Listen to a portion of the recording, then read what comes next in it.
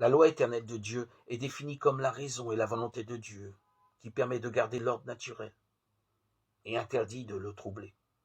Saint Thomas l'identifie avec la raison de la sagesse divine qui meut toute chose à la fin requise.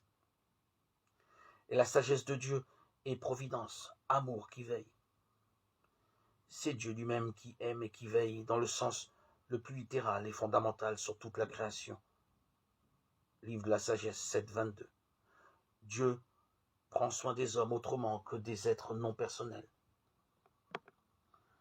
Non pas de l'extérieur par les lois de la nature physique, mais de l'intérieur par la raison qui, du fait qu'elle connaît la loi éternelle de Dieu, par une lumière naturelle, est en mesure de montrer à l'homme la juste direction de son agir libre.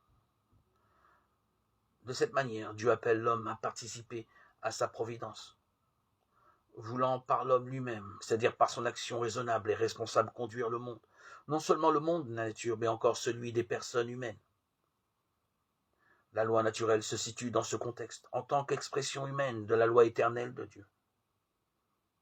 Parmi tous les êtres, la créature raisonnable est soumise à la providence divine d'une manière plus excellente, par le fait qu'elle participe elle-même de cette providence, en pourvoyant à soi-même et aux autres.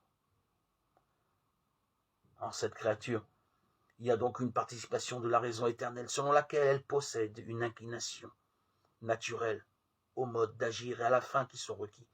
C'est cette participation de la loi éternelle qui, dans la créature raisonnable, est appelée loi naturelle.